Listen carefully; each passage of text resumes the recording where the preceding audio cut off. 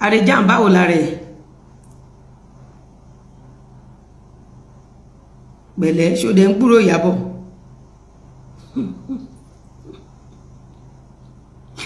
information Àrèjàn yìí ò dá wọ́n tún ṣe send information Àrèjàn mi sí mi ní báyìí ẹ má pa Àrèjàn ẹ̀yin people yìí ẹ má pa Àrèjàn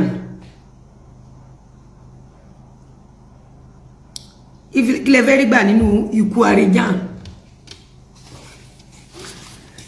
I'm loving everything.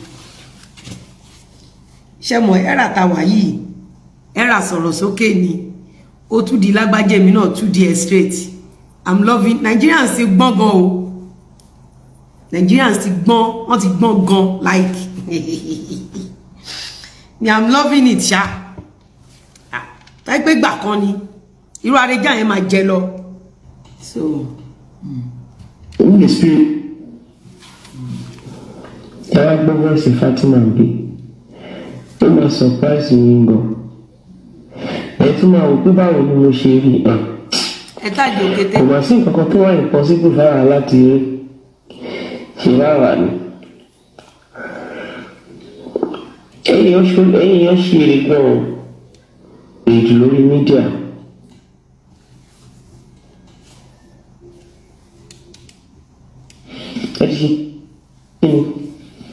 ẹ ti ṣe èrè gan ní orí mídíà ẹ dẹ̀ ní láti dáwọ́ ìwà. Zimama face front yẹn má bá ṣe Fatima lọ má jí diversion lè lọ dé lélẹ̀ abirùn lélẹ̀ ìnà ṣe abirùn ló fẹ́ máa dá lóhùn má bá ṣe Fatima lọ gbogbo ẹ̀yin ọmọ Nàìjíríà ìdí tẹ́ ṣe máa dáwó fún Fatima lélẹ̀ owó tèmi fẹ́ fún Fatima owó tó yàtọ̀ gédéǹgbé lèmi fẹ́ fún Fatima èmi fẹ́ fún Fatima lówó as a graduate èmi fẹ́ fún Fatima lówó láti lè lọ kọ́ṣẹ́ ọwọ́ èmi fẹ́ fún Fatima lówó by this time next year kí Fatima ti di independent body kó ti di independent woman owó tèmi fẹ́ fún Fatima owó pé ó kàwé ọdún 10 ló fi dúró tí ò san kankan èmi àti yín ò pàdé Fatima ní patiri bí tẹnu ṣó Fatima kì í ṣalábọ̀dó bí tẹnu ṣó owó tèmi fẹ́ fún Fatima lápò ara mi nínú ogún mi kò ní nǹkan kan ṣe pẹ̀lú owó tí ẹ̀yin ọmọ Nàìjíríà fẹ́ fún Fatima owó tí ẹ̀yin ọmọ Nàìjíríà fẹ́ fún Fatima ní owó birthday mi owó birthday mi ni mo fẹ́ kẹ́ fún Fatima tẹ́ ẹ bá fún Fatima lówó ládá wà níbẹ̀ àdàbí tó bá jẹ́ pé èmi ni mo lọ gbé Fatima wá àdàbí tí n bá gbọ́ nǹkan kan àbí mo mọ̀ nǹkan kan rí nípa Fatima àdàbí tó bá jẹ́ pé àwa la lọ tọpinpin Fatima ìyá Màbúbù àmọ́ tó bá jẹ́ wípé ilé ọ̀gẹ́rẹ́ ló tá a dìde tó gbé lóhùn sókè owó birthday mi ẹ lọ fún Fatima gift kan tí mo fẹ́ kẹ́ fún mi nìyẹn ọlá nǹkan kan la ṣe máa jọrí ládàgbà pẹ̀lú owó tá a fẹ́ dá fún Fatima ọlá wípé mi ò ṣe Àrèjàn mi ò ro Àrèjàn Àrèjàn lọ gbowó lọ́wọ́ Ìyábọ̀ àti tọ̀ síbẹ̀ ìyẹn agbọ́ ti kú yọ Àrèjàn lọ gba owó lọ́wọ́ wọn Àrèjàn wá fún mi Àrèjàn wá fún Ìjẹ̀ṣà tó ti lo ọdún 5 nínú ẹ̀wọ̀n lórí ọ̀rọ̀ tí ó mọ̀ dí ó jẹ́ àsìkò tí Ìyábọ̀ Òjó tún dún màwúrú mọ́ Ìjẹ̀ṣà ni Àrèjàn jáde tó tún wá ń fi ẹ̀wọ̀n ọdún 5 bàbá Ìjẹ̀ṣà tó tún wá fi ń ṣẹ̀sín ẹ máa gbọ́ owó tẹ́ fẹ́ dá fún Fatima èmi ò gbé Fatima wá bí pé apá ẹ̀rọ ẹsẹ̀ ẹ̀rọ ojú ẹ̀fọ́ Fatima ò kì í ṣe ọ̀lẹ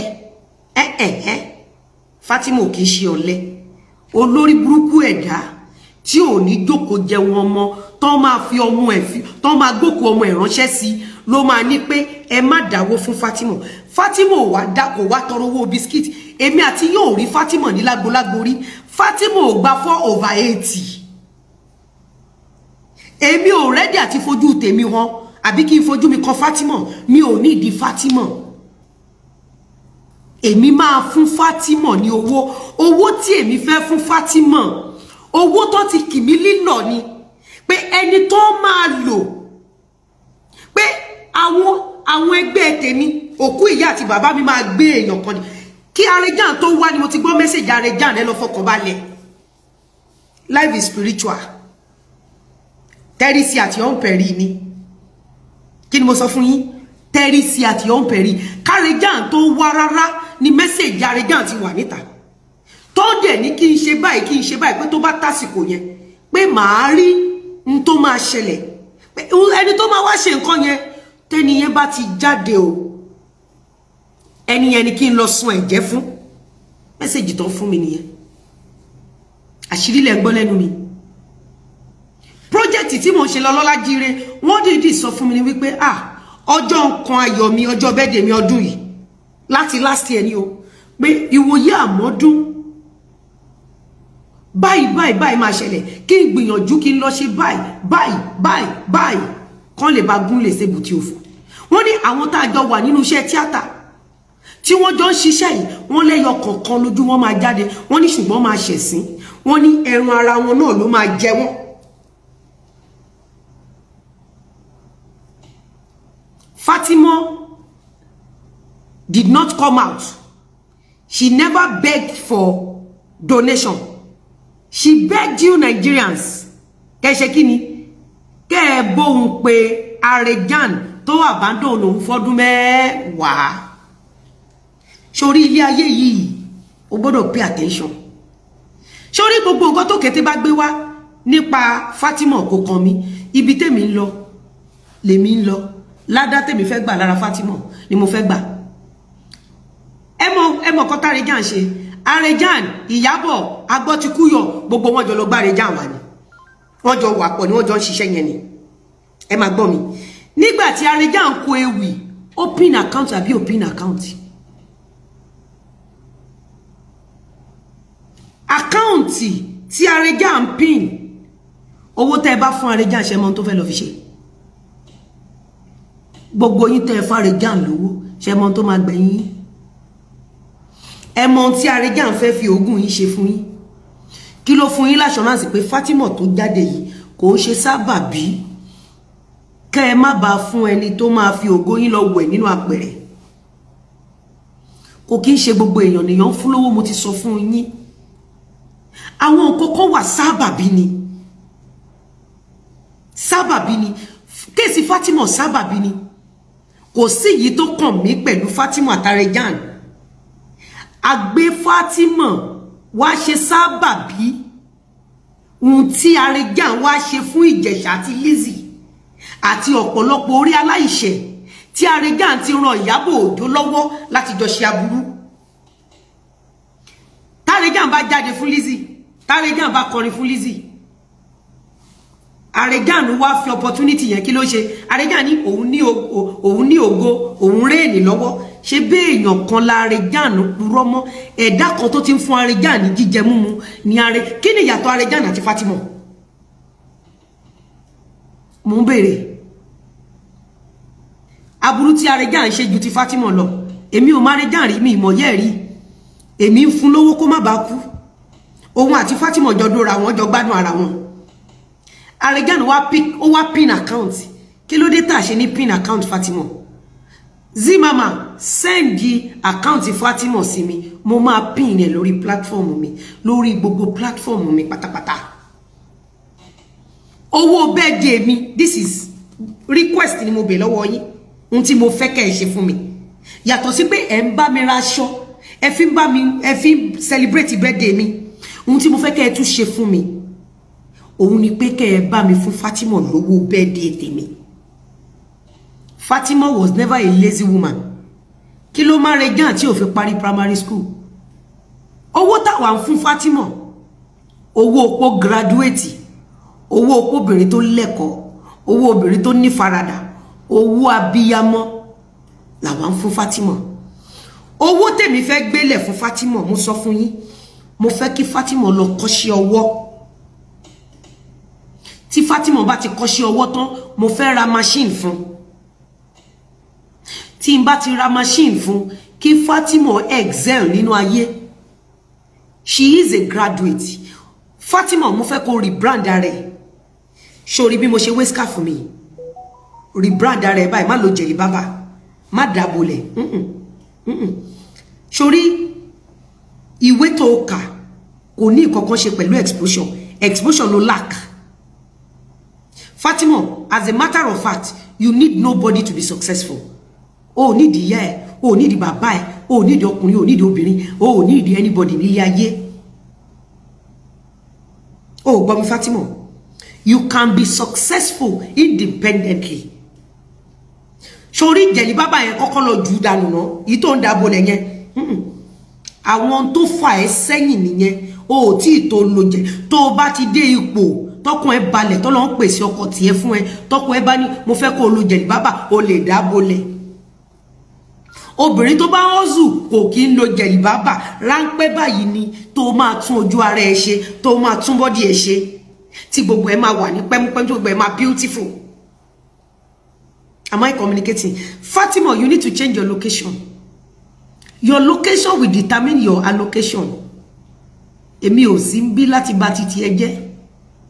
Èmi wá bí torí pé àti last year ni message jẹ́ ti wà nílẹ̀ fún mi.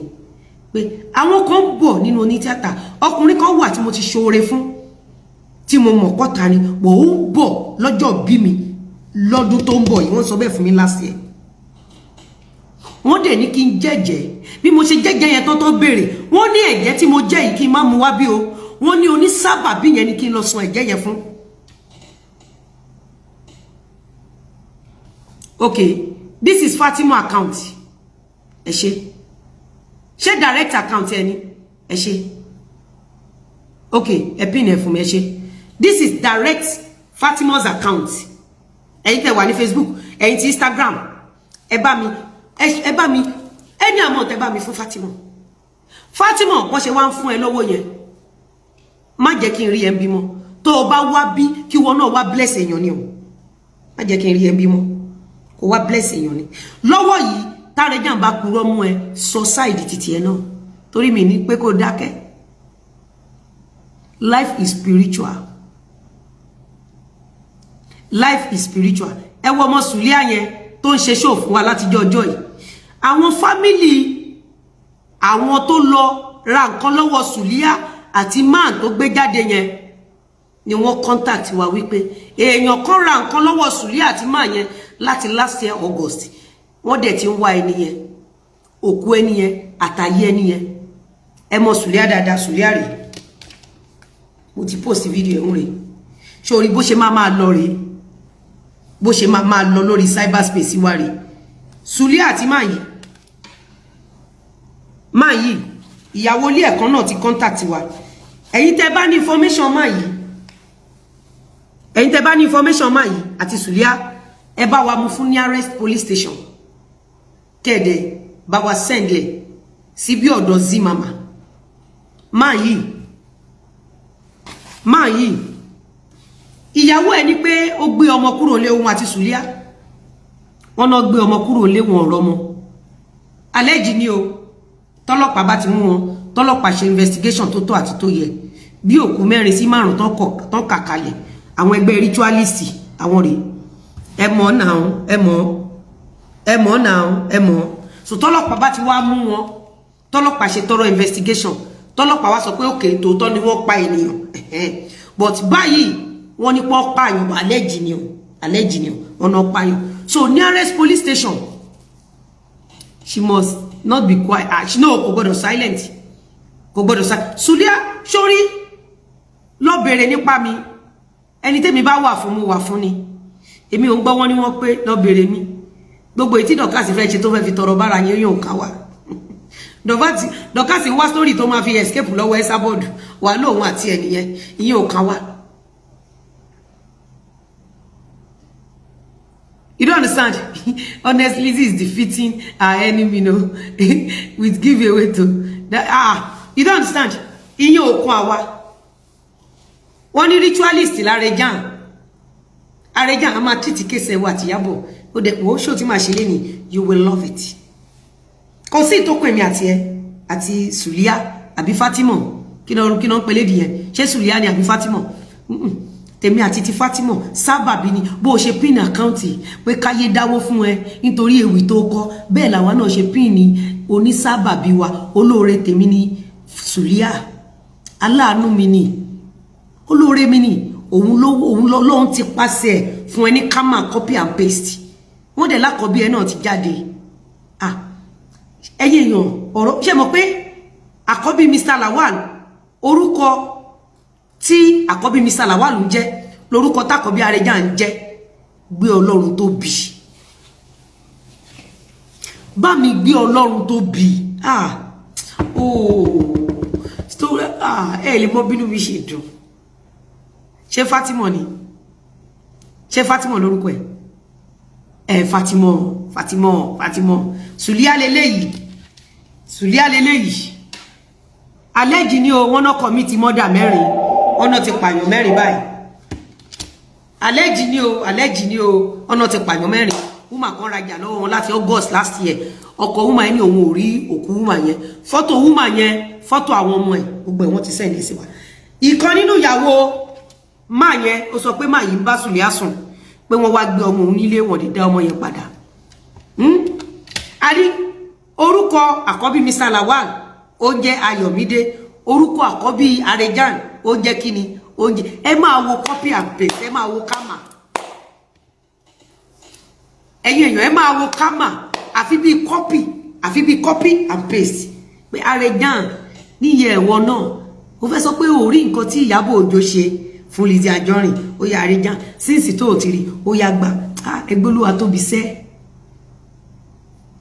ẹgbọ́n lọ́n tóbi Fatima sórí environment tó wà ó lè má jẹ́ kó utilize owó tó wà lọ́wọ́ ẹ̀ èmi àwọn tó fún ẹ lówó ọ̀tọ̀ owó tèmi ọ̀tọ̀ owó tèmi fẹ́ fún ẹ ó ti wà ńlẹ̀ láti àná èmi ò dẹ̀ ń ṣàṣehàn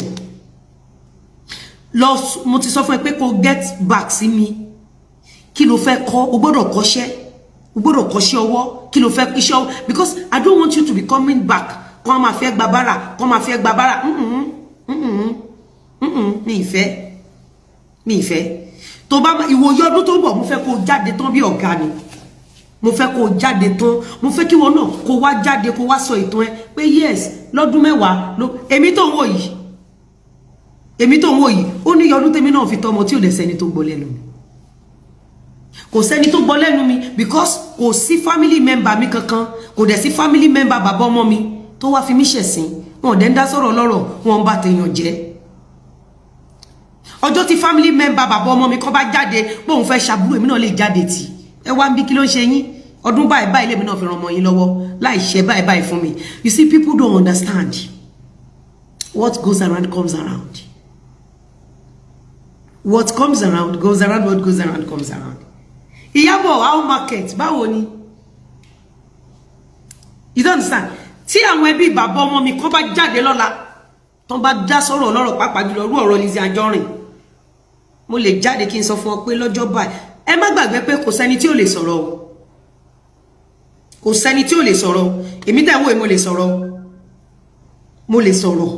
mo lè sọ yìí tó dáa mo dẹ̀ lè sọ dákejì mo ń sọ yìí tó dáa nítorí pé gbogbo ẹbí àtàrà tí mo ní àwọn ẹbí baby father mi àwọn family ẹ̀ kò sí kankan nu wọn tó jáde tó wá ṣe bàjẹ́ mi ìdẹ̀ rí wọn kọ́ lọ máa dá sọ̀rọ̀ ẹni tí ó kàn wọ́n tí n bá rí wọn bí tó ti ń gbèyàn ṣubú èmi náà lè jáde kí n rí bó ṣe rí inú ẹbí yín rè bò mo dúpẹ́ lọ́dọ̀ Ọlọ́run pé ẹbí gidi lẹbí tèmi ẹbí gidi ni gbogbo ẹbí tí mo bímọ sí mi ò dẹ̀ ṣe gbéyàwó rí nígbésí ayé mi ẹ̀kan ni mo ṣe ìgbéyàwó nígbésí ayé mi ẹ̀kan mi ò má rí mi ò má rí ẹ̀kan tí mo ṣe gbéyàwó náà ní Mr. Lawal ta ló tún ṣe ẹ jẹ́ kí n block olórí burúkú yìí mo ti block ẹ ṣé o mo block ṣá block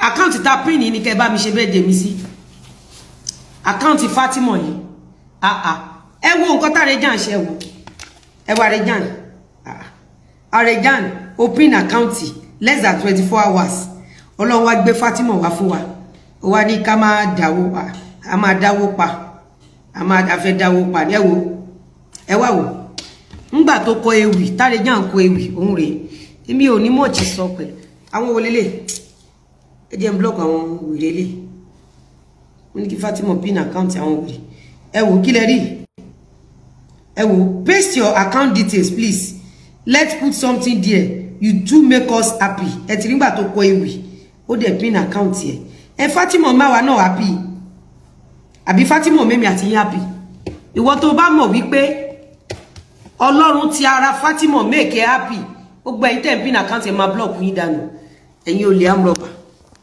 ìwọ tó bá mọ̀ wípé Ọlọ́run ti ara Fatima make ẹ happy lórí case Arejan ó yá dáwó sílé Ọlọ́run wo paste your account details please let's put something there you dey make us happy ṣe ríjọ́ tó kọ ewì fún mi ó dẹ̀ pin account ẹ ti rí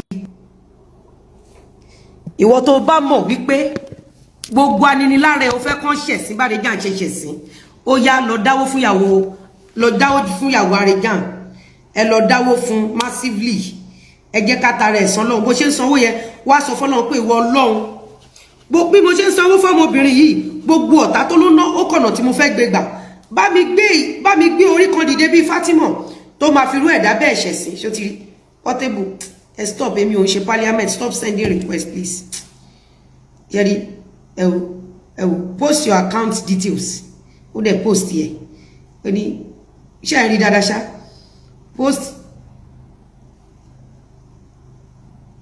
post your account details please let's put something you dey make us happy ìwọ tó bá mọ̀ pé Ọlọ́run ti pàṣẹ Fatima make her happy ó yá ìwọ náà ṣe kíni ẹ já dáwó fún Fatima tó bá mind ṣé kí n send owó ẹ sí Zmama once and for all Fatima tó bá mind prayer point ni sọ fún Ọlọ́run bó ṣe ń dáwó sọ́dọ̀ Fatima yẹn kó tó send owó yẹn bá fóònù ẹ sọ̀pọ̀ Ọlọ́run bó ṣe gbé Fatima wá yẹ̀yà Arejan gbé ẹ̀dá tí mi ò mọ̀ rí wá yẹ̀yẹ gbogbo aninilára mi kó dẹ̀ send owó yẹn ṣẹlẹ̀ níwèrè lórí cyberspace níwèrè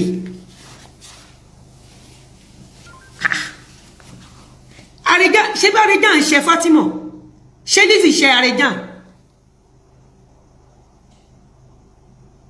ṣé Lizzy Anjorin ṣe Arejan ṣé bí Arejan ń ṣe Fatima láàrin èmi àti yín ẹ má jẹ́ ká offering time ẹ̀yin tí Instagram ẹ bá mi wá sí Facebook ẹ wá wo sọ pé Ọlọ́run bá mi gbé ẹ̀dá tí mi ò mọ̀ rí wá gbé kó fi bá mi ṣẹ̀sín fún aninilára mi jẹ́ kí ẹ̀sìn aninilára mi jẹ́ kó wá látọ̀dọ̀ ọ̀rẹ́ tèmi ò mọ̀ rí eléyìí dùn jù gbogbo etí òkété òbò gbẹ̀rígbẹ̀ ìwọ tó ti bọ̀ nínú ọmọ ọlọ́mọ tó lọ́ra ìwọ tó lẹ wanted Nàìjíríà sí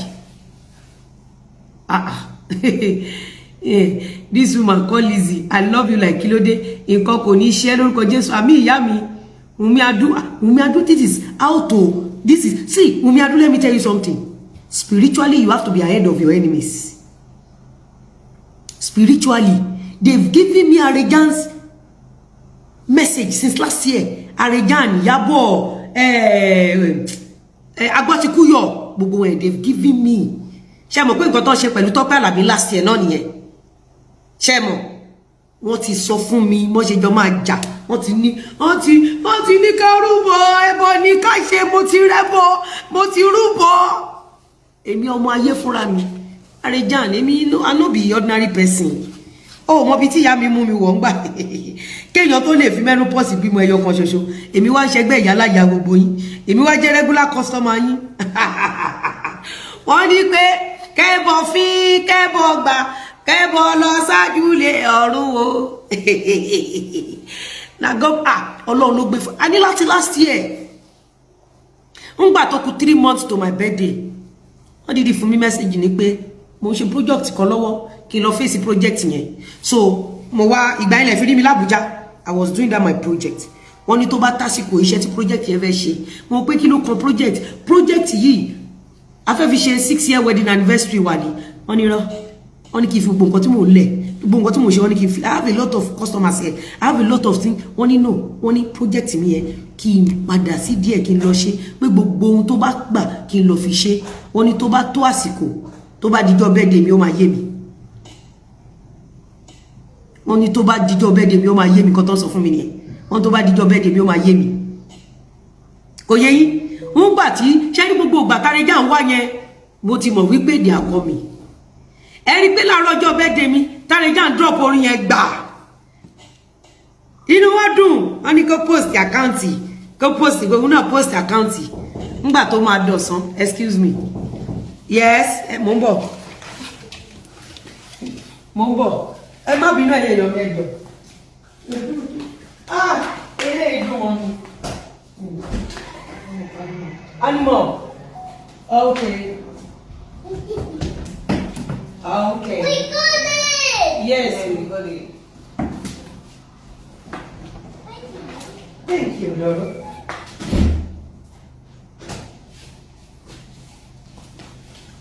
I'm so happy.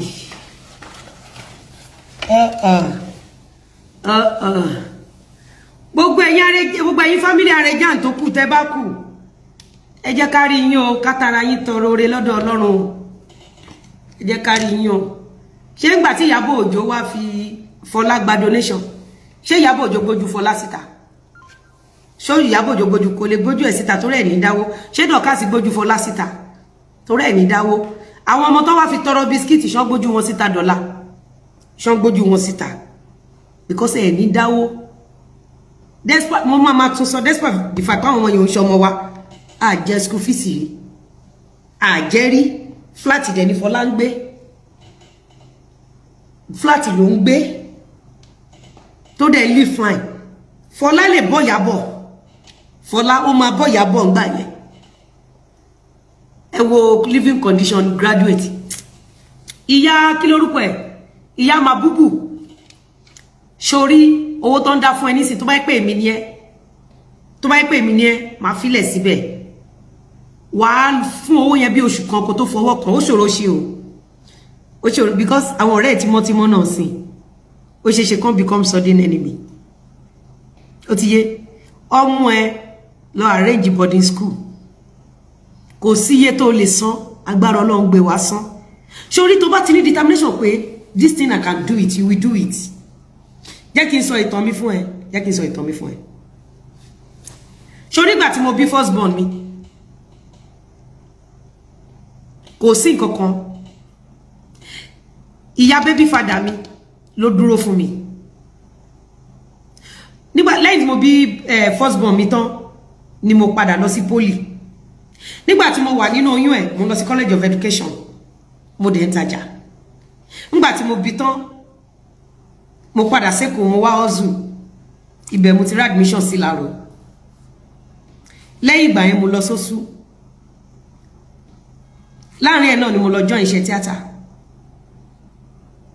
torí pé mo ní determination wípé mo fẹ́ fún ọmọ yẹn ní good life because ó ní gbólóhùn kan tí àwọn family bàbá ẹ̀ sọ gbólóhùn tó ń sọ yẹn gbólóhùn yẹn ò ṣe gbólóhùn burúkú ó lè dàbí gbólóhùn burúkú létí tèmi torí ipò tí mo wà but gbólóhùn tó ń sọ yẹn mo nídìí gbólóhùn yẹn at that moment at that particular time tó ń sọ gbólóhùn yẹn tí wọn ò bá sọ gbólóhùn yẹn mo lè má débi tí mo délé ni ṣó wá ní gbólóhùn tó ń sọ yẹn mo wá ní determination wípé mo dẹ̀ máa jẹ́yàn ṣó wá ní gbólóhùn tó ń sọ yẹn inú mi dùn pé èmi ni mo tún wá mọ́mọ́ wọn ṣó mọ̀ kó ti ròyàn pé ẹni yóò lè ṣe nǹkan kan kó wá jẹ́ pé èmi ni mo mú ọmọ wọn travel pé èèyàn kọ́kọ́ ń travel out èmi mo mú ọmọ wọn travel out ìyẹn ọmọ tí mo bí fún wọn ni o àwọn wà okay o àwọn lówó àwọn ṣe dáadáa but ibi tẹ́mi tí ń ṣe ọmọ ọ̀dọ̀ alámàlà ni ọmọ wọn ti rí èmi ibi tẹ́mi tí ń ṣe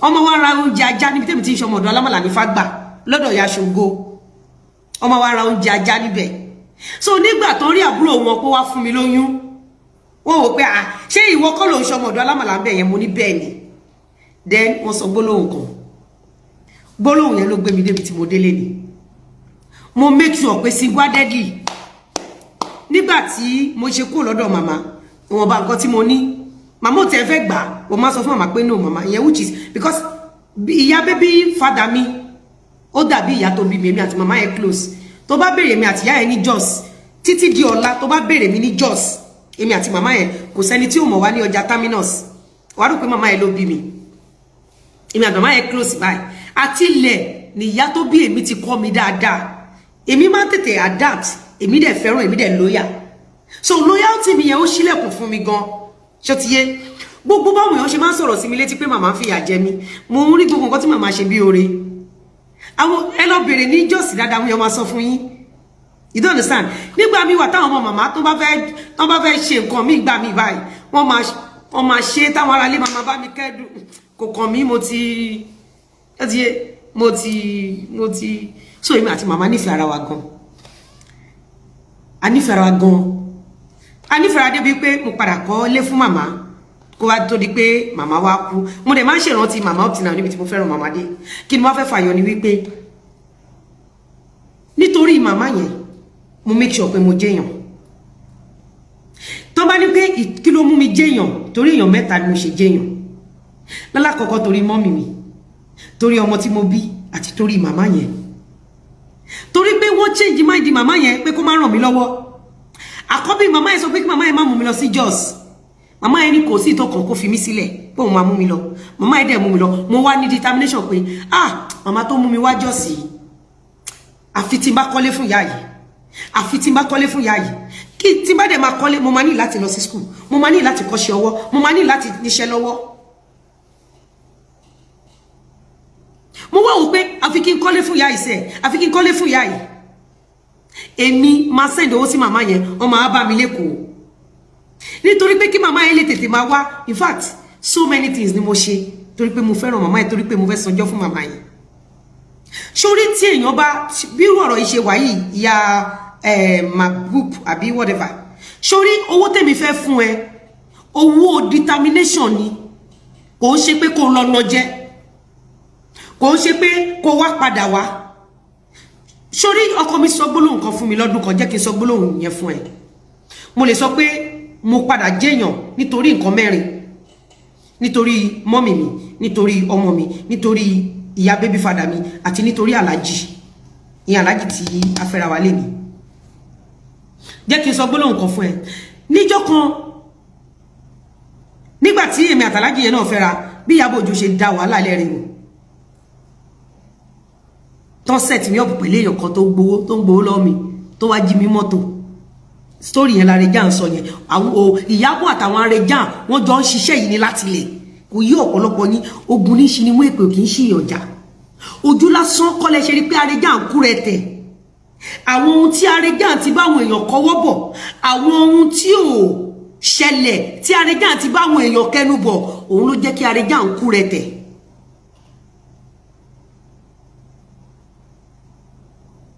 Aláàjì wá sọ̀rọ̀ kan fún mi lọ́jọ́ yẹn mo fẹ́ give up mo tiẹ̀ give up ni Aláàjì wá sọ fún mi pé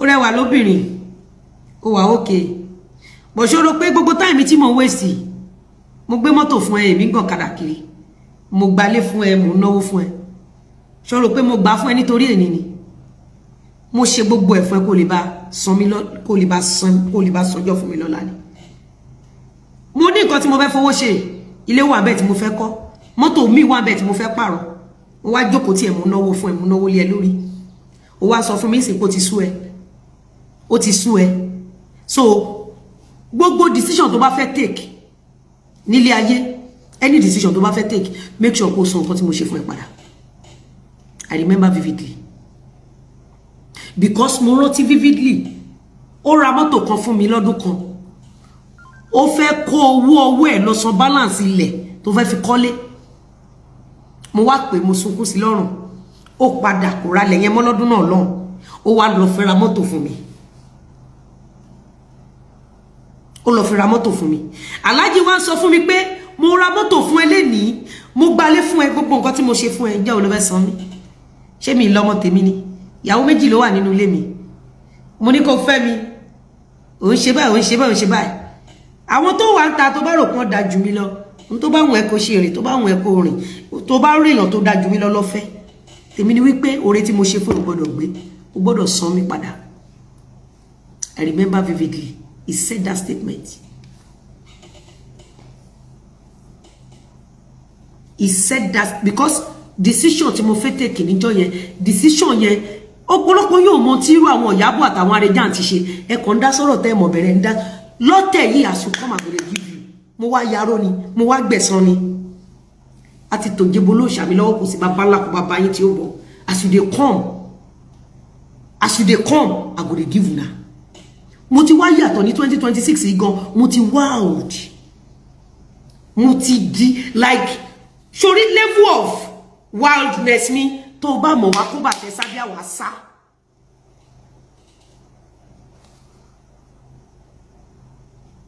sá tó bá mọ̀ level of má jẹ́ kí sori tó bá tọ́ mi wò o lè mọ̀ bí mo ṣe dùn ní 2026 ìwọ tó èmi wò tọ́ mi wò orí Arẹjà tó kiri kùránù tó ń sweaty orí tó nu ọrùn tó nu ẹpọ̀n ó ti tọ́ mi wò ìwọ tọ́ mi wò 2026 wàá rí pé mo dùn atátó yọ dùn iná ramification ni mo fi dùn lọ́tẹ̀ yìí so level tí mo délé ní ìyá Fatima ipò tí mo délé ní mo lè sọ pé torí èèyàn mẹ́rin tí mo ṣe dé ipò yẹn nìyẹn ó gbọ́ mi mo lè sọ fún ẹ Fatima lẹ́ni wípé torí èèyàn mẹ́rin alákọ̀ọ́kọ́ torí màmá mi ẹlẹ́ẹ̀kejì torí ọmọ mi àkọ́bí mi yẹn ẹlẹ́ẹ̀kẹta torí ìyá bébí fada mi bàbá ọmọ mi ìyá ẹ̀ torí mo gbọ́dọ̀ jẹ́ èèyàn láti san ìyá yẹn padà Fatima èmi ò wá nídìí nǹkan kan lọ́dọ̀ ẹ̀ mi ò nídìí nǹkan kan kò sí tí ó ní gbogbo àtàn fún ẹ ní nǹkan yìí nǹkan ẹyọ kan ṣoṣo tèmi ní ìdí lára ẹ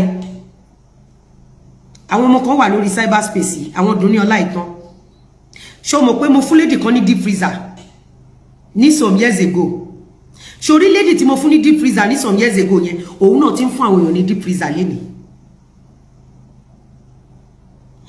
ìkọ́ wà tí mo rán ní school òun náà ti employ àwọn èèyàn lénìí àwọn tèmi fẹ́ nìyẹn ẹ wá rí pé gbogbo àwọn tí mo empower ẹ lè rí wọn ní WhatsApp group ẹ lè rí wọn níbi tán ti ń bà tèèyàn jẹ́ o lè rí èèyàn kan kó jẹ́ warrior kó kàn randomly máa ṣe show fẹ́ni tí ó ṣẹ̀ wá o lè rí ẹni tó bá wá fún wa láàrin jẹ́ kó rí ilé ayé gbé ẹni tó bá wá fún wa torí wọ́n tó wá fún wa wọ́n náà fẹ́ ká gbélé ayé ẹni yára dẹ̀ lògùn gbé ọwọ́ èmi dẹ̀ lájé lọ́wọ́ gan ajé wà lọ́wọ́ mi ajé wà lọ́wọ́ mi gan kò dẹ̀ sí tó bá bómi mi ṣòwò o lè pàdánù o lè ajé filé tèmi ṣe bùgbé gan ajé fè tèmi ṣe bùgbé ọkàn mi gangan lajé ń gbé ajé ògùngún nísọ bòjì because I work so hard ẹni tó máa ń ṣiṣẹ́ tó máa ń ṣẹ́gun ni mí ẹni tó máa ń ṣiṣẹ́ tó máa ń ṣẹ́gun ni mí so mi ò ṣọ̀lẹ obìnrin so ajé wà lára mi ajé filé mi ṣe bùgbé ajé wà lẹ́tẹ̀lẹ́wọ́ mi wá rí pé ìgbà tó ti ń dáwó fún ẹ mi ò ṣe mo fẹ́ dáwó fún ẹ because owó tí mo fẹ́ dá fún ẹ owó tí mo fẹ́ rí in the next few years kí wọn náà empower àwọn èèyàn ni let your success speak so bẹ́ẹ̀ kí n transfer sí ọ̀dọ̀ Zimama tó bá ti ready iṣẹ́ tó fẹ́ kọ́ kó jẹ́ kí n mọ̀ but tó bá pé iṣẹ́ tó fẹ́ kọ́ tó bá pé mo ní àwọn èèyàn tó ń ṣiṣẹ́ yẹn lẹ́gbẹ̀ẹ́ because mi ò support kó bẹ̀rẹ̀ ọjà kó continue wọn jà o lè continue wọn jà níbi tó ti ní olùrànlọ́wọ́ tó bá ń tajà tó bá ní olùrànlọ́wọ́ tó lè máa bẹ pump owó sínú business ẹ your business is going down then ọmọ tó wà lọ́wọ́ ẹ is 10 tọmọ yẹn náà bá ti ń ti school dé tó ẹ pé ó fẹ́ mú lọ body school tó ẹ pé ó fẹ́ mú lọ sọ́dọ̀ àwọn family ẹ tó bá ti ń ti school dé jẹ́ kó lọ máa kọ́ṣẹ́ ọwọ́ bó jẹ́ aluminium bó jẹ́ weather bó jẹ́ electrical bó jẹ́ nǹkan kan so tọmọ yẹn bá máa fi pé 15 ọmọ yẹn máa ti mọṣẹ́ àti máa make owó tọmọ yẹn bá máa fi pé 20 ọmọ yẹn máa ti dọ̀gá fúnra rẹ̀ because major thing tó jẹ́ kí ìran Yorùbá tálíkà òun ni wípé Yorùbá máa ń bọ́ ọmọ wọ 40 ni o. Yorùbá máa ń bọ́ ọmọ wọ 50 years old. Ẹlòmíì pé 40 àtìyàwó àtọmọ wọ́n sì ń jẹun nínú ilé yẹ. That is typical Yorùbá culture. You don't understand? Which made some of Yoruba people, most especially the poor background, òun ló jẹ́ kí poverty kó dàbí hereditary.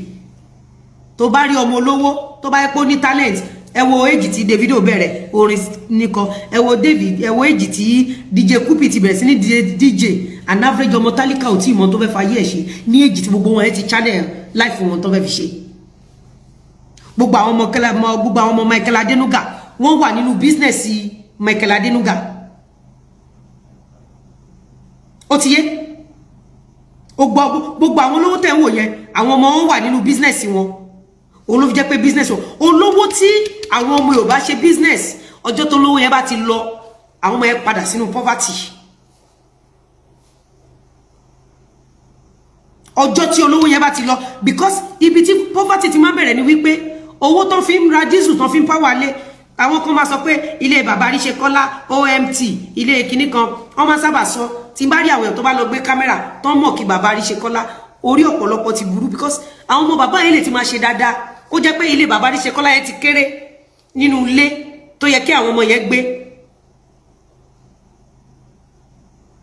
So ayé ìsìn kẹ̀dẹ̀ ní tí ọkùnrin bá ń ṣe dáadáa tó bá bímọ látọ̀dọ̀ àwọn obìnrin tí ò ṣe dáadáa, àwọn obìnrin tí ò ṣe dáadáa yẹn wọ́n máa ń fọgbọ́n fa àwọn ọmọ wọn lọ sí di poverty. Láyé ìsìn yìí àwọn ọmọ olówó fẹ́ ní strength iṣẹ́ ṣíṣe ju àwọn ọmọ tálíkà lọ. Ẹ má bínú pé tálíkà ò mí ní owó téèyàn ní lákàùntì o, ọpọlọ lèmi máa ń pè ní olówó àti tálíkà because ẹlòmíì ń ṣiṣẹ́ lọ́wọ́lọ́wọ́ nísìn ó dẹ̀ máa dolówó láàárọ̀ la àwọn olówó nìyẹn. So torí pé 1,000 naira ò bẹ jí láàárọ̀ ẹ̀kọ́ mi pé tálíkà ni ẹ don't get it twisted, má get me wrong. Ó ti yé èmi bẹ́ẹ̀ mi ṣe máa ń ronú ọmọ tó bá gbà fún mi, ọmọ tó bá tẹ̀lé mi, ọmọ yẹn ò lè poor, ọmọ yẹn ò lè tòṣì, bẹ́ẹ̀ mi ṣe máa ń ronú. But a lè force ẹṣin lọ sódò, a lè force ẹṣin mú mi. Ìyá Mabubu, is better for you kó catch ọmọ ẹ young. For ọmọ ẹ sọ́dọ̀ èèyàn, ìwọ náà become a free woman. Repackage yourself. Kì í ṣe bí tolóṣó. Repackage yourself. Put your mind síṣẹ́ tó fẹ́ kọ́. Ọmọ kékeré ṣì ni ẹ́, you are still a baby. Ọmọ kékeré pín ní ṣì ni ẹ́, ọmọdé ni ẹ́. Àwọn mate ẹ ṣì wá university tí wọ́n bá pò. Tó bá dé university wà láwọn bàbá 75 years. So ọmọ kékeré ni ẹ́. You don't understand? Wọ́n rú gbogbo àwọn tí Ìyábọ̀ Òjó tó sọdọ̀ lórí burúkú lórí social media anything, the end will justify. Ó ti èmi ò ní ṣe ẹ̀bẹ̀ yẹn. Lọ fọmọ ẹ sọ́dọ̀ bóyá àwọn family ẹ lẹ́kọ̀ọ́ kó dẹ̀ mandate ẹ̀ pé tó bá ti ń dé láti school ó fẹ́ kó lọ kọ́ṣẹ́ ọwọ́ kó tó mọ̀ gan tọ́mọ ẹ bá bẹ ọwọ́ ọmọ ẹ lè bẹ̀ sí ní jí àtẹ́jọ́ 15-20 níjọ́ tẹ́nu ìṣó wá sunkún pé ebi ń pa àwọn ọmọ òun àkọ́bí ẹnu ìṣó was around 19 years old. Imagine ẹni tó ní ọmọ 19 years old kó dẹ̀ wá kó ní òun wá tọrọ owó bisikíìtì lórí Gistlover. Ṣé kò funny? Àwọn ọmọ ẹni sìn orúkọ wọn ti bàjẹ́ láyé àti lọ́run. Àwọn ọmọ ẹ ti di òkú ọmọ because ọkùnrin tó bá fẹ́ fẹ́ wọn wá náà ìyá wọn ló wá tọrọ owó bisikíìtì. Àyà wọn ló wá gbé kinní kan wá. Kéèsì yẹn ò ṣe kéèsì wọ Fatima. Kéèsì wọ Fatima clear. Ọdún mẹ́wàá ó dẹ̀ sọ̀rọ̀. O sọ kankan o dẹ̀ endure. Fatima ìwọ́kọ́ ló wà ilẹ̀ ló gbé ẹni dìdìde. Ilẹ̀ ló gbé ẹni dìdìde. Ìwọ́kọ́ ìwọ́gbọ́n bó ṣe wà yẹn kójú ẹ tó clear bá tó bí 2-3 weeks. But wọ́n ti ní pé tó bá ti dìgbà yẹn kí n má mẹ́jẹ̀ kí n sọ ẹ̀jẹ̀ fún ẹ̀jẹ̀ ẹni mo fẹ́ sọ fún ẹ. Mo dẹ̀ fẹ́ kẹ́jẹ̀ yẹn kó manifest. Ṣé ti yé? So please gbogbo ètò ìdájà lè bábà kalẹ̀ tó ń tẹ́wọ́ environment tó wà ló affect jẹ́ kí n mọ iṣẹ́ tó bá fẹ́ kọ́ ẹni iṣẹ́ tó bá fẹ́ kọ́ tí n bá wà ní káwá bọ̀ mo máa make sure pé mi ò rí ẹ sójú mi ìdẹ̀bẹ̀ sọ̀rọ̀ èmi àti òní sọ̀rọ̀ anything tí n bá fẹ́ ṣe fún ẹ màá máa rán àwọn èèyàn sí ẹ ẹni iṣẹ́ tó bá fẹ́ kọ́ tí n bá mọ ẹni tó lè kọ́yàn màá ní kó lọ síbẹ̀ máa sanwó tó bá ṣe tó máa rárí iṣẹ́ fún ẹ tó bá ṣe tó bá yẹ kó ní ṣe pẹ̀lú iṣẹ́ side mi mo lè máa refer àwọn èèyàn sọ́dọ̀ ẹ. Ó ti yé but for the spiritual aspect of life mi ní bẹ́ẹ̀ sọ̀rọ̀ mi dẹ̀ ní rí ẹ sójú ó ti ṣiṣẹ́ tó fẹ́ wá ṣe èmi náà gbọ́dọ̀ ṣiṣẹ́ tó yẹ kí n ṣe. This is not a conspiracy. Èmi kọ́ ni mo contact ẹ pé kó máa bọ̀ bí Ìyábọ̀ Òjó ṣe máa ń ṣe mi dẹ̀ need ẹ kò sọ́jà tó fẹ́ bá mi ta irú yín kọ́ ni mo need ìyá máa fúfú àbí kí wọ́n pe ìyá máa búbù irú ẹ kọ́ ni mo need. I don't need you. I don't need to be mingle with you. I don't even want people to see you with me. No. When it's time for you to see me, you will see me. By that time, what you koshe, what you moshe, boya fẹ́ woman seminar. Ma gbe microphone for as a graduate, you'll be able to face crowd and tell them how you make it without mentioning Babomo enibe. Without throwing your Babomo because emi on kondo beggar. So Babomo eni ko je ko ma jeye lo. Z money.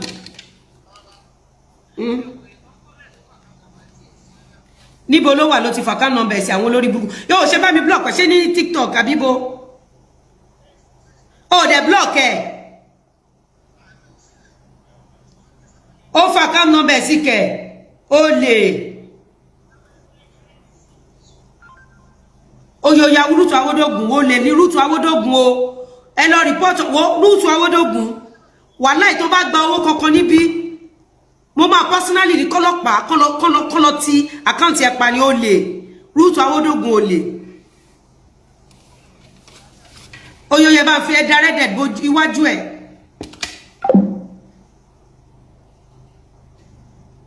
You don't understand? Iyama fubu, Iyama bubu, I don't need you. I don't want to be seen with you. I don't want to. When it's time, you don't understand? Tó bá tásìkò tí wọ́n náà fẹ́ jáde tó fẹ́ sọ̀rọ̀ láì dárúkọ láì tẹ adé by then wá ti ní new identity. Ó ti yẹ then stop telling people pé ìyàwó Arejan ni ẹ́ tó bá wà láàrin àwọn èèyàn tí kéèsì yìí lẹ́yìn kéèsì tó bá parọ́ mọ́ ẹ irọ́ tó pa mọ́ ẹ continue kó máa debunk ẹ lọ. Irọ́ tó pa mọ́ ẹ máa continue kó máa debunk ẹ lọ. O lè máa dárúkọ ẹ but láti èní lọ jẹ́ kó jẹ́ èèwọ̀ fún ẹ láti identify ara ẹ. Go and create your own name. Go and create your own name. Go and create your own identity. Go and create an identity you can brag and proud of. Ori omo Yalamala ni mi, uncompleted building. Ni mo ngbe ngba tí mo wà kékeré. But look at the way I build a brand, name, an identity. Bí Ìyábọ̀ Òjó ṣe gbìyànjú tó Ìyábọ̀ Òjó ló lọlẹ̀ Ìyábọ̀ Òjó lórúkọ ẹ̀ ń bàjẹ́ Ìyábọ̀ Òjó ní ti ẹ̀ ń bàjẹ́. Go and rebrand yourself. Orí pé tí n bá fẹ́ identify baby father mi mà ní baby father mi ò ní ọkọ mi. Ẹ tẹ́ bá notice tí n bá sọ̀rọ̀ ọmọ mi níbí orúkọ ọmọ mi ni màmá dá mi ò dárúkọ surname ẹ̀ rí because I have built myself the surname. You don't understand? Surname bá bẹ́ẹ̀ ló lò tí nǹkan kò ní ṣẹlẹ̀. Ilé bá bọ́mọ òkì bọ́mọ lẹ́rù àwọn náà ní ẹrù wọn ní ogún wọn ní àwọn náà ní but all my platform they won't be identified because my brand is too big to be identified with any brand. The ọmọ ọ̀dọ̀ Alámàlà ní lánàá ṣùgbọ́n brand yẹn ti lè débi pé ebi gan ò fẹ́ wà identify. Ọmọ olówó làwọn ọmọ ògbà ọmọ olówó ni wọ́n bọ̀ pẹ̀ gbogbo ìjọ ọmọ olówó yẹn àjọrìn lọ fún àgbọnú ayé lẹ́ni kò kéré nínú ayé. You don't understand? Ẹ pàtẹ́wọ́ fún mi tẹ́ bá gbádùn show yìí. Ẹ sọ pé Dr. Lizzy á dá fún ẹ tí ó pọ̀. Ẹ sọ pé Dr. Lizzy á dá fún ẹ tó pọ̀. When you are coming tó bá ti lọ kọ́ṣẹ́ kí lórúkọ ẹ náà a lè fún ẹ ní bí Fatty Sexy, Big Fatty, Billionaire Gang, Big Fatty. Ama ko bí àwa ko mo orúkọ a fi Fatty síwájú ẹ. You come back. Iṣẹ́ tó bá kọ́ let them know you. Jẹ́ ká yé mo ṣiṣẹ́ débi pé iṣẹ́ yẹn máa ta orúkọ yẹn fáyé Big Fatty. Jẹ́ kí àwọn ọkùnrin tó wá rù ẹpin lánàá jẹ́ kàn wá máa sáré àtọ̀pá mọ́rí. Ó bímọ fóun. That is when you are winning as a woman. Ritualist ni baba labubu. ṣẹrẹ nìyí eléṣù ẹ̀dá lẹni yìí látàárọ̀ Adéyẹmọ Ayọ̀mídé eléṣù ẹ̀dá ni ó kọ ritualist Ládẹjà nǹkan tó ń kọ ni ẹ látàkọ kọ́mẹ̀ntì méjì. You don't understand? Àwọn tó jí mi ní mọ́tò lánàá, àwọn Ìyábọ̀ Alice Òjó àǹkó tó jí mọ́tò mi lánàá, I end up becoming car dealer because of them. I become a car dealer because of them. Torí pé mo ti gbé non-completed building lánàá, I become a mansion builder, a palace builder. You know, àwọn tó mọ̀ mí gbà tí mo wá ń kiri àmàlà, àtàwọn tí mo lọ ṣọmọ ọ̀dọ̀ nílé wọn lánàá, let them come out, let them come and say, ó ti ṣọmọ ọ̀dọ̀ nílé wa rí.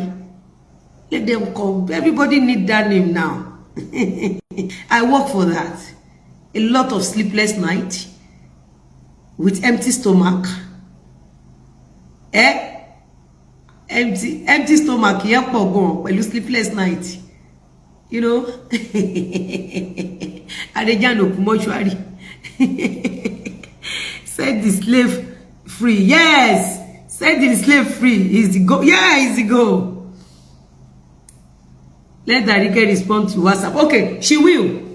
She will. So, and I'm directing this to any followers me. Any warriors tokon. You don't need anybody's name. You don't need any.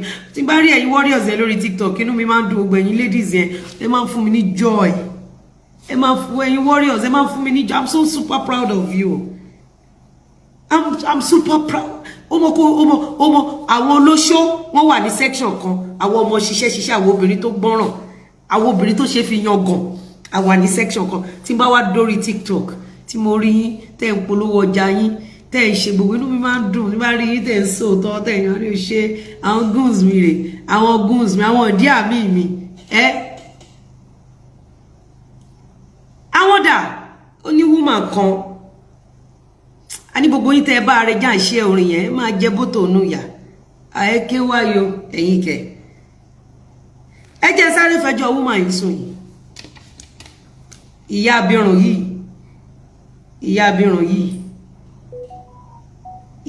yìí irú àwọn èèyàn tó gbọ́dọ̀ sá fún nínú ayé lélẹ̀ tó bá fẹ́ jẹyàn. Let me just show you. Abirùn yìí irú àwọn tó gbọ́dọ̀ is a must for you.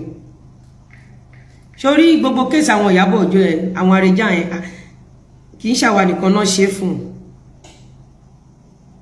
Ìyá abirùn yìí dànù. Wo ẹ̀bẹ̀ sí mo ko e káàkiri. Wo bo ya photo mi tó pọ̀. Wo time tó fi ń gé photo mi kiri. Wo ìdí ò bá ti ṣe kà fún ẹ. Àwọn ọ̀ka àṣírí tí babaláwo kì í sọ fún yín nìyẹn. Ẹwẹ́ take time. Ó tó lọ lórí social media pátá ló máa dá sí. Ẹ ti rí. Bẹ́ẹ̀ jẹ́ kó dá sí tiẹ̀. Ṣé ń gbọ́? Ó máa jókòó, ó máa bú èbó, ó máa ṣépò, ó máa ṣe gbogbo ẹ̀. Ẹ gbọ́. Ẹ wo picture mi tó mú. Ó dára wọn. Ẹ wá dúró picture mi tó mú. Ẹ máa wo. Because òun dá sọ́nà lọ́rọ̀. Ṣé ń gbọ́? Nǹkan tó bá ń ṣe téèyàn bá ṣe fún ẹ tó bá wù ẹ lọ sílé babaláwo 100 babaláwo kò lè débì kan. Ẹ tó ní kò lè débì kan pẹ́ wọ ọmọ bíbí inú ẹ̀. Fọ́tò ẹ̀ lélẹ̀ ẹ̀wí tó tún ti ń bùyẹ oníyà.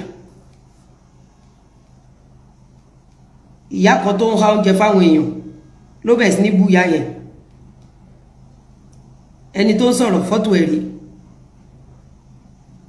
Ẹ wò nǹkan tó tún sọ sí ìyá yìí. Àwọn tẹ́ pè lọ́lọ́run yín. Ṣé wò. Àwọn tẹ́ worship. Àwọn tẹ́ forí balẹ̀ fún. Àwọn gangan ni wọ́n ń tà yín lẹ́rú. Àwọn. Ẹ jẹ́ kí n clean camera ìkẹ́lẹ̀ yìí dáadáa. Ẹ wo iṣẹ́ tó ń ṣe jẹun. Kí n wá fọmọ ẹ̀wọ̀n yín. Máa fọmọ ẹ̀wọ̀n yín. Máa fọmọ ẹ̀wọ̀n yín. Ẹ ti rí nǹkan tó sọ nípa tèmi. Ẹ wo nǹkan tó sọ. Ẹ tún wo nǹkan tó sọ nípa obìnrin míì tó ń ṣe dáadáa nú ayé. Ẹ wo nǹkan tó sọ nípa obìnrin míì tó ń ṣe dáadáa nú ayé. Ẹ wo. Àwọn tẹ́ pè lọ́lọ́run yín. Àwọn tẹ́ worship. Àwọn tẹ́ forí balẹ̀ fún. Àwọn gangan ni wọ́n ń tà yín lẹ́rú. Àwọn gangan ni wọ́n ń gba ẹ̀tọ́ yín. Tí wọ́n bá ti gba ẹ̀tọ́ yín tán wọ́n wá fún yín ní gúgúrú àti ẹ̀pà ẹ máa gbé orúkọ wọn ga ẹ máa yìn wọ́n ẹ sọ wọ́n di Ọlọ́run lẹ́yìn ìgbà tí wọ́n ti gba gbogbo ẹ̀tọ́ yín tán lọ́wọ́ ìjọba wọ́n fún yín ní gúgúrú àti ẹ̀pà inú yín á máa dùn ẹ rò wípé philanthropist ni wọ́n ẹ níbi iṣẹ́ kankan tẹ́ máa sọ pé iṣẹ́ báyìí ni wọ́n ṣe o ẹ nírí òògùn kankan tẹ́ máa sọ pé òwò báyìí ni wọ́n ṣe tó fún wọn lówó ẹ kàn déédéé rí lọ́sọ̀ọ́ kan wàá kàn di olówó rẹpẹtẹ ẹ ní béèrè bí wọ́n ṣe rí owó yẹn ẹ já máa bọ̀ wọ́n wá fún. lọ́sọ̀ọ́ kan wọ́n máa dolówó rẹpẹtẹ ẹgbẹ́ ọ̀sán kan ni wọ́n máa ń dolówó rẹpẹtẹ ní Nàìjíríà ẹ̀yin male warriors mo máa identify máa wọ̀rọ̀.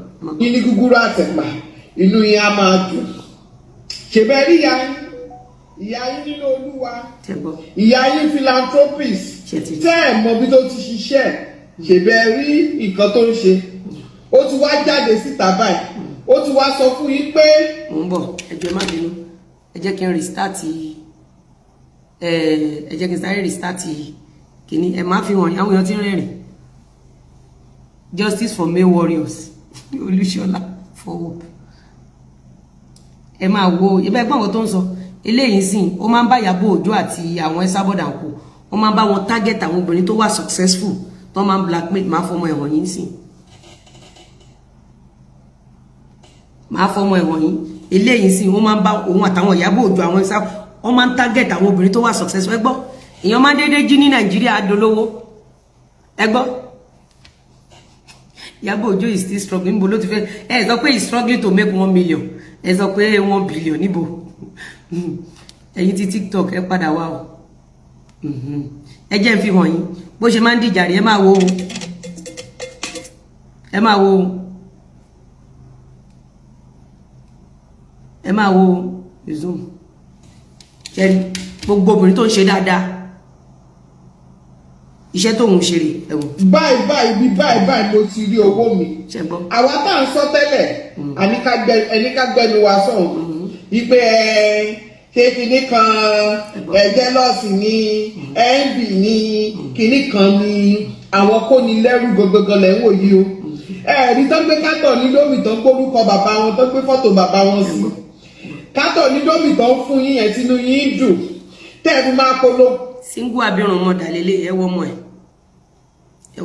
nítorí ẹ̀ ó gbọ́dọ̀ wà careful ẹni tó ń tẹnu bọ̀rẹ̀ ṣẹ́rí ó dẹ̀ take time fọ́tò mi tó ṣàwọlé ní 1 million ó dẹ̀ gbogbo show mi ó dẹ̀ mọ̀ọ́jẹ̀ pamọ́ ó mọ̀ọ́jì fọ́tò yẹn pamọ́ ẹ̀ wá ní Lizzy mú fọ́tò wọn kiri ẹbí náà bá má mú fọ́tò wọn kiri ẹ̀wò ó dẹ̀ mọ̀ọ́jẹ̀ ẹwọ́ ọmọ ẹ̀ ẹ̀wẹ̀ tó ń sọ̀rọ̀ ẹ̀wò. And you said, at what point were you diagnosed with the cancer? ẹ máa wọ ọmọ ẹ ẹ máa wọ ọmọ bíbí inú ẹ ẹ wọ ọmọ bíbí inú ẹ. Listen, the accurate with your dates is a lawyer asking questions, so remember your dates properly. ẹ wò ṣe é ṣe ẹ máa wọ tó ṣe.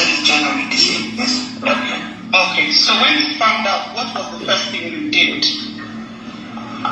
ẹ máa wọ ọmọ ẹ o. When I found out it was quite serious? Yes, what was the first thing you did next? ẹ máa wọ ọmọ ẹ o.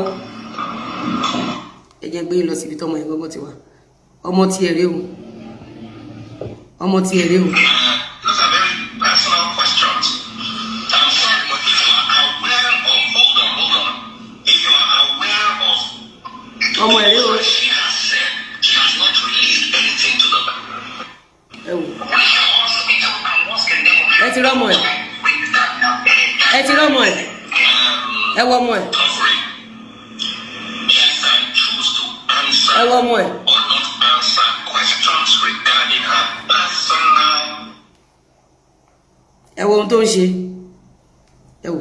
ẹ wo ètò fọ́tò mi lọ fọ́tò mi rẹ ẹ wo ìmọ̀ èmi tí mò ń wọ́sù ẹ wo ó dẹ̀ lójijì lára Nàìjíríà máa ń lówó ẹ wo ìmọ̀ tí o gbọ́ píkṣọ̀ mi lọ ẹ wo. gbogbo nǹkan tó ń lọ lórí social media pátá ló máa dá sí. ṣe gbọ́ ẹ máa wo fọ́tò bẹ́ẹ̀ jẹ́ kó dá sí tiẹ̀. ẹ wo. ó máa jókòó ó máa bú ebú ó máa ṣépò ó máa ṣe gbogbo ẹ̀. ẹ bóyá mú fọ́tò mi. gbogbo àwọn tó dẹ̀ ṣe fún kò dára wọn because ó dá. ẹ gbọ́ pẹ̀lú ọmọ yìí ẹ gbọ́ èpè ò dára ẹ̀ ẹ gbọ́ pé ò dára ẹ̀ pẹ̀lú ọmọ tẹ́yìn rí health conditions. ẹ gbọ́ èpè ò dára tiẹ̀ ẹ lọ́mọ táwa ń wò yìí Your blood size. ẹ gbọ́ èpè ò dára ẹ̀ What's your blood size? When was the last period? ẹ ti rọ́mọ ẹ̀ ẹ ti rọ́mọ ẹ̀ ṣe rí tó bá wọn ẹ̀ kó jẹ́ kán pa ẹ̀ ó ní reason tán ṣe àtàkì ẹ̀ ó bá wọn ẹ̀ lajúlẹ̀ kó jẹ́ kán pa ẹ̀ tí wọ́n yé wọn kí ni mo sọ fún ẹ ó bá wọn ẹ̀ lajúlẹ̀ kó jẹ́ kán pa ẹ̀